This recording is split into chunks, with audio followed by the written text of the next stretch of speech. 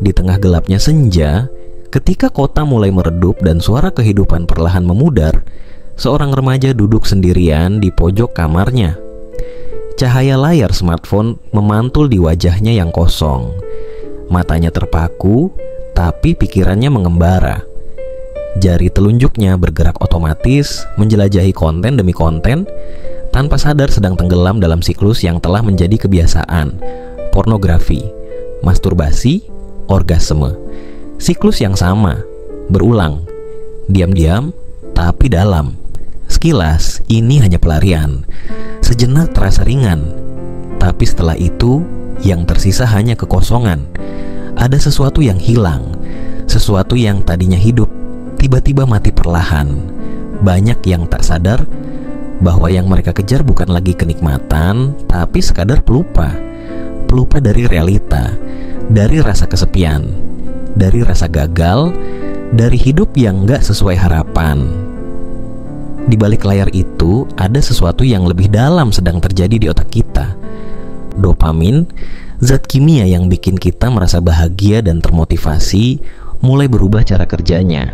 Setiap klik, setiap gambar, setiap video melepaskan gelombang tinggi dopamin ke dalam sistem otak.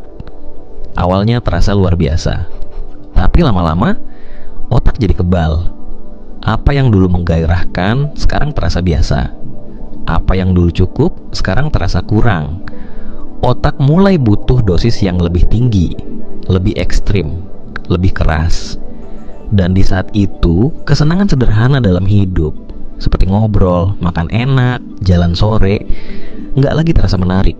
Dunia nyata kehilangan warnanya, karena otak sudah terbiasa hidup dalam fantasi yang dirancang sempurna. Penelitian menunjukkan, paparan dopamin tinggi dari pornografi bisa merusak sistem penghargaan otak. Kita jadi susah merasa puas, susah menikmati proses, susah bersyukur. Dan ketika itu terjadi, kecemasan muncul, mood anjlok, depresi datang diam-diam. Gelombang dopamin tadi ternyata menelanjangi dunia psikologis kita. Beberapa studi medis terbaru menemukan korelasi kuat antara kecanduan pornografi dan gangguan jiwa. Misalnya, penelitian 2025 di Mesir dengan 828 mahasiswa menemukan 5,6% responden mengalami kecanduan pornografi.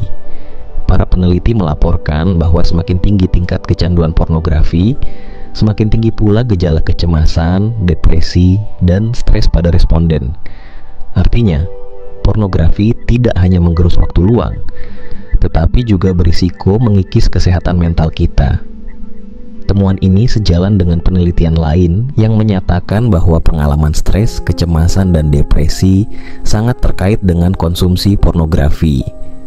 Banyak orang yang sering menonton pornografi melaporkan perasaan bersalah, konflik batin, dan kecemasan berulang. Kajian Scoping di Indonesia bahkan mencatat bahwa kecanduan pornografi pada remaja sering menimbulkan gejala psikologis seperti lekas marah, sulit berkonsentrasi, stres, rasa bersalah, depresi, frustrasi, dan gejala psikosomatik. Gambaran-gambaran ini menunjukkan bagaimana perilaku kompulsif terhadap PMO dapat menggali luka emosional dan memperparah beban mental. Tapi yang membuat situasi ini semakin rumit adalah ketika rangsangan digital tak lagi hanya mengganggu perasaan, tapi mulai membajak arah hidup kita. Studi fMRI terbaru menemukan sesuatu yang mencengangkan. Otak pria yang kecanduan pornografi menunjukkan aktivasi tinggi saat melihat isyarat pornografi, seperti bayangan atau thumbnail konten dewasa. Tapi anehnya, saat benar-benar menonton konten itu, aktivasi otaknya tidak meningkat secara signifikan. Artinya, dorongan mencari jadi sangat kuat, tapi kenikmatan menikmati justru datar. Otak jadi seperti mesin haus yang terus menekan pedal gas, padahal tangkinya kosong. Inilah pola ketergantungan yang berbahaya, keinginan naik, tapi kepuasan tetap rendah. Secara biologis, ini diperparah oleh siklus pasca orgasme. Dopamin langsung anjlok, sementara hormon prolaktin melonjak, memicu lesu, mati gairah, dan kehilangan semangat. Ditambah lagi fungsi korteks prefrontal, bagian otak yang bertugas mengatur fokus dan kontrol diri, belum matang sempurna di usia remaja. Maka wajar jika mereka sulit menahan dorongan dan lebih mudah teralihkan dari mimpi-mimpi yang seharusnya mereka kejar. Dalam kondisi ini, belajar terasa membosankan. Membangun mimpi terasa berat. Semuanya kalah menarik dibanding sensasi instan yang bisa didapat dari layar kecil di genggaman. PMO bukan hanya masalah satu orang, satu layar, atau satu malam. Ia bagian dari pola yang jauh lebih besar, krisis diam-diam di generasi digital.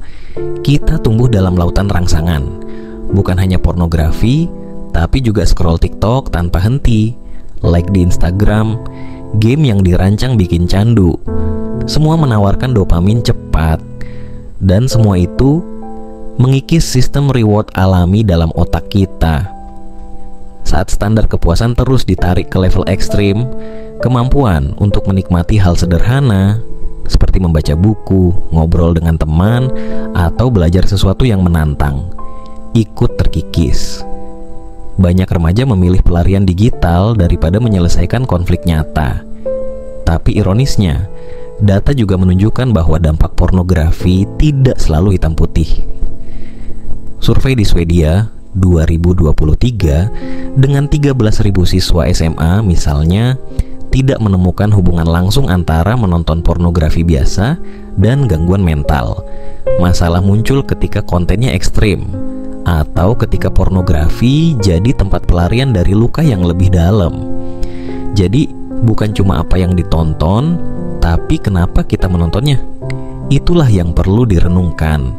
Lebih jauh dari sekadar dampak pribadi, budaya pornografi juga diam-diam mengubah cara kita melihat tubuh, seksualitas, dan cinta. Banyak remaja mulai merasa tidak cukup cantik, tidak cukup menarik, tidak cukup liar seperti yang ditampilkan layar. Hubungan nyata terasa membosankan dibanding adegan hiperaktif yang dipoles editor.